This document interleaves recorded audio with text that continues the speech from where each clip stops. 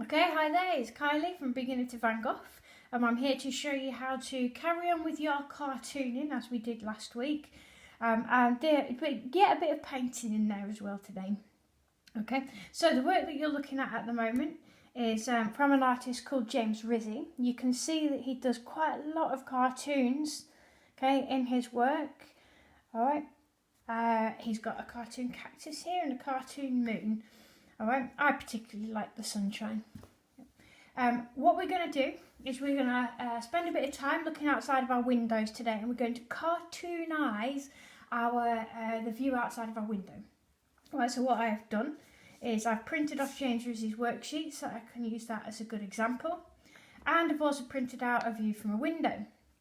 All right, just so that I can spend a bit of time drawing this without actually constantly looking up outside of my window. However, you don't need to print it out.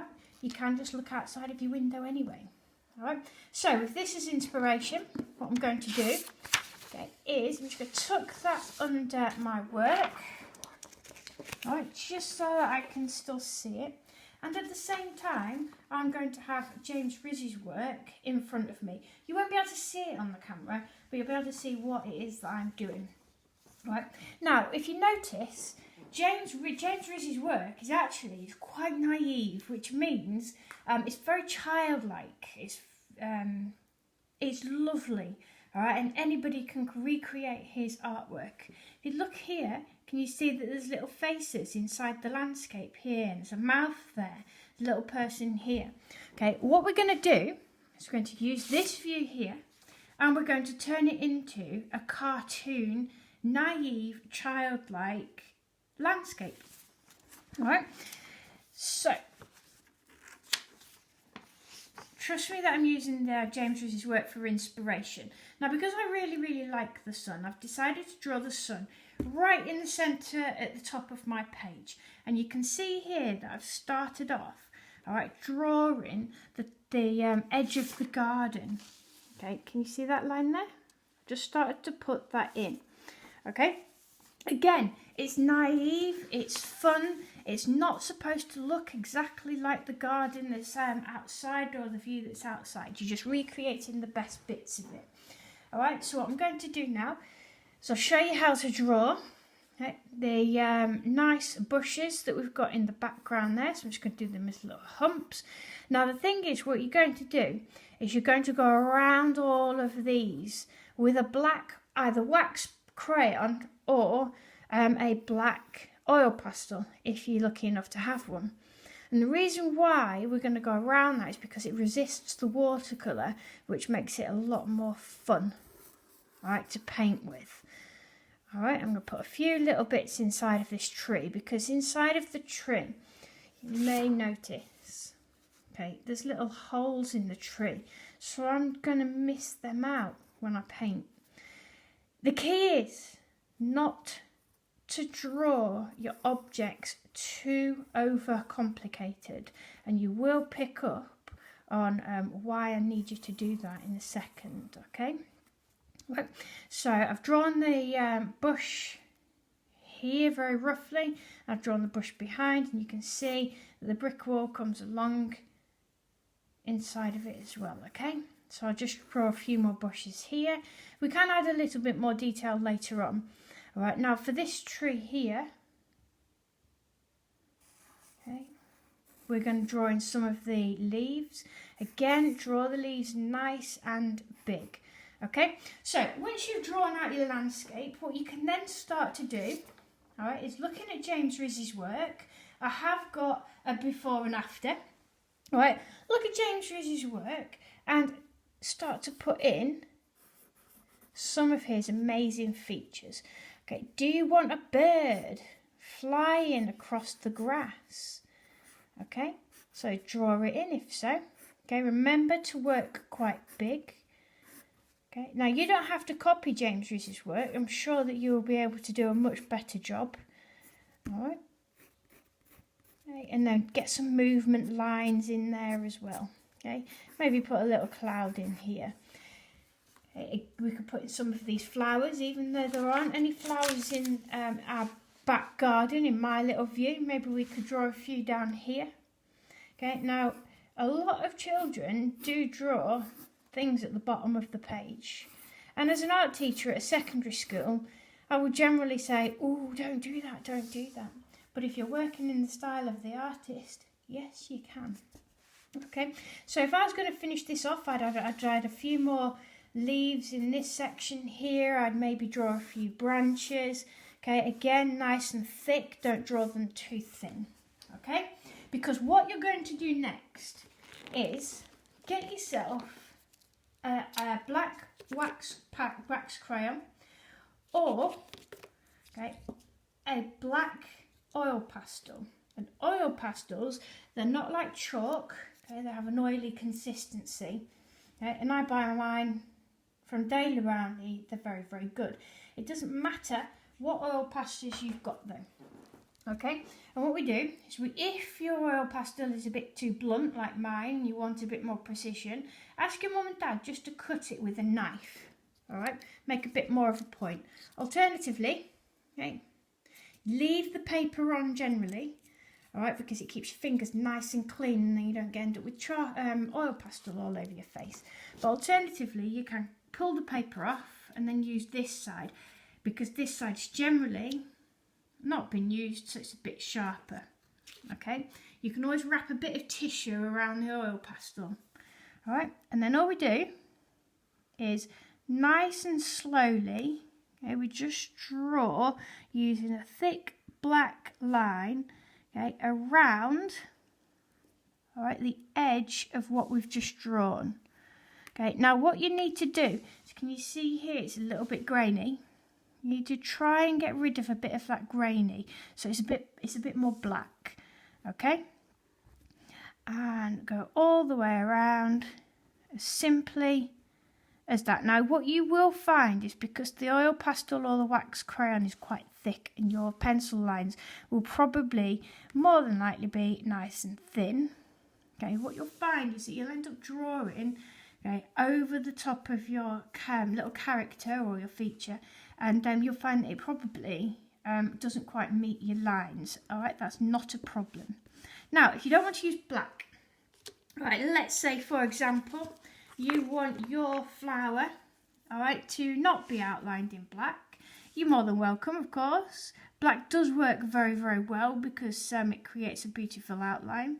But what you can do instead is you can use different coloured wax crayons, okay, to then, or oil pastels, to then go around the edge. Okay, if you want to work truly in the style of James Rizzi, you would use a black oil pastel. However, it's your artwork, you can do so as you wish. Okay, so like I did last time, what we'll do is we'll move that page to one side. That's the first step. Okay, and the second step, okay, is where you've done all of your outline in black, okay, or your various different colours with your wax crayon or your oil pastel. And what we now do, okay, is using a selection of watercolours. Okay, now they can be any kind of watercolours that you have at home. If you don't have watercolours at home, then you can just use poster paints. Okay, and with your poster paints, just make sure you water them down quite a bit. All right, because the water resists the oil pastel and creates a really lovely effect. All right, so it is quite important that they are watered down. All right, so what we do now is using, not too thin, but not too thick, a lovely paintbrush. Okay, it could be nice and thin one if you prefer to work quite thin. If you're happy working quite thick, you can see how thick it is in comparison to my finger. All right, then please do so. All right, so what we'll do is I'll start off. Now remember what I said before, we need to make sure that we use plenty of water. Okay, can you see that that little water tablet there is pretty much covered in water now? And to double check, okay, that I have got plenty of water, what I'm going to do, okay, is I'm going to squeeze my paintbrush a little bit. Right, bring that a bit closer. So dip it into the water, squeeze the paintbrush a little bit, okay, and we can see how much paint comes off. All right, the paintbrush. But I think we need just a touch more water just to make sure. Okay, now what we do is, now we've got all that lovely water in there, okay, is we start to paint. And can you see that the paint is actually resisting the wax, or what I've used, the oil pastel. So it means that you can keep your paint inside of the lines. Okay, if you don't add enough water, so make sure you keep putting a bit of water on there. If you don't add enough water into your watercolours, you may find, especially the better quality watercolours that you've got, or watered down poster paints, you'll find they actually goes over the top of the oil pastel. All right, so therefore it's just the same as using normal paint and trying to keep it inside of the lines. Okay, so I just make sure I get all these branches in. Now what I'm going to do, all right, so I'm going to try and use a darker brown. All right, what I want you to try and do is don't just paint in block colour. Okay, what I want you to do is look at where maybe the darker shadows are in the branches. Now with this one, you don't have to use too much water, because at the end of the day, you've already got quite a lot in with your the first brown anyway. So you can just kind of paint it in and let it spread all by itself, right? So I'm just kind of dabbing it in a little bit, okay? Now what you do need to do is you need to be really, really careful. The reason why I'm squeezing my paintbrush is because I don't want it to drip with too much water. Make sure you've got a tissue at hand so that you can wipe it up. All right, now I'm going to get some green. Again, making sure there's quite a lot of water on there. And I'm going to start painting these leaves, okay? Again, the water will resist the oil pastel. Keep going back, putting a bit more paint on your paintbrush if you want to. Now I'm going to select a different green. Okay, not all leaves are exactly the same colour. Okay. At the moment, you might notice that some of the leaves are brown, so why not put a bit of brown in there? Okay. When you're working really closely to another leaf, you need to make sure that it doesn't bleed. Now that is one of the bonuses of working with the oil pastel, because the oil pastel will make sure pretty much 98% of the time that your colours don't bleed together. Okay, it does mean it's a lot easier to paint with your watercolours. Looking through the camera, it looks like I've not painted this bit, but it's just a reflection from the window. Okay, again go back. Okay, paint a few more leaves. Okay, now if you wanted to, instead of doing what I've done, I've just painted some leaves. What you could do is you could actually put some faces inside of these leaves, so it looks a little bit more like James Rizzi. All right, I'm going to get a bit of yellow. All right, and I'm just going to add a little bit of yellow into these green leaves. So for those of you that aren't aware, okay, blue and yellow makes green. So if you add one of the primary colours that makes that colour, then you can create lots of different tone in your work. Okay, so that's how you paint. One thing I do want you to pay attention to though, alright, is I'll move you along, I'll move the picture along, is when you start to go into the distance, okay, so I'll pull it in, this is one that I painted earlier. As you start to go into the distance, so here, you'll find that the backgrounds, okay, you will find that these hills or mountain tops, all right, they start to fade in colour. All right, so here it's nice and bright, okay, and then it's, apart from here, it's getting lighter because that's a little bit of a yellow bush. All right, here's dark, it's just getting a bit lighter, and then it's getting really, really light.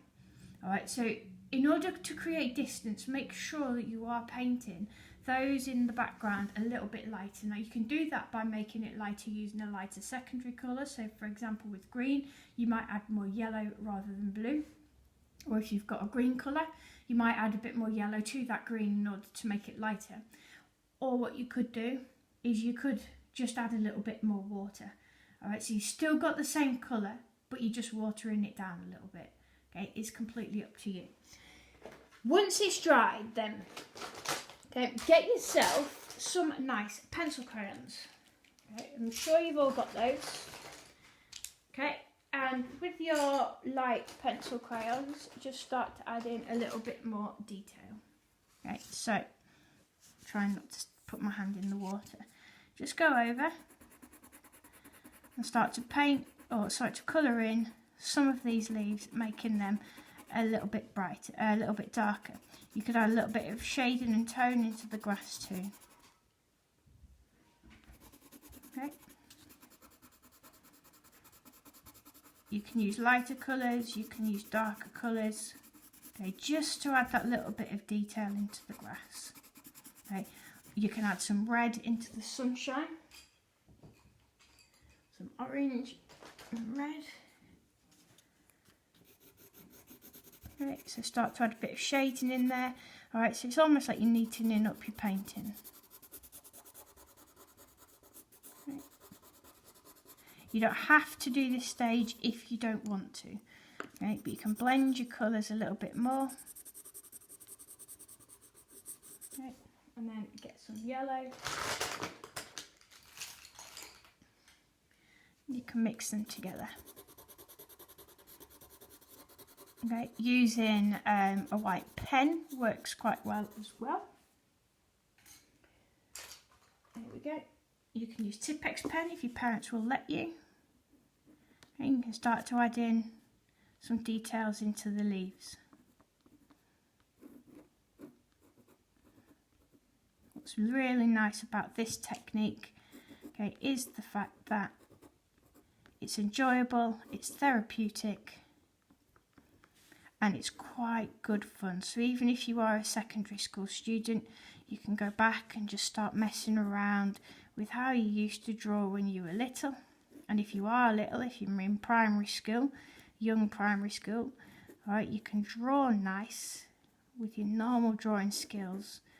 But what you're able to do is actually start to add in those extra bits of detail. Okay. And you see that starts to really work out. Okay, you could even shade with your Tipp-Ex pen if you wanted to, starting to add some of those highlights in. Okay. And if you've got a black pen, you could use black fine liner. Okay. You could use black fine liner, and you can even start to shade. Okay, add in a few more details into that as well.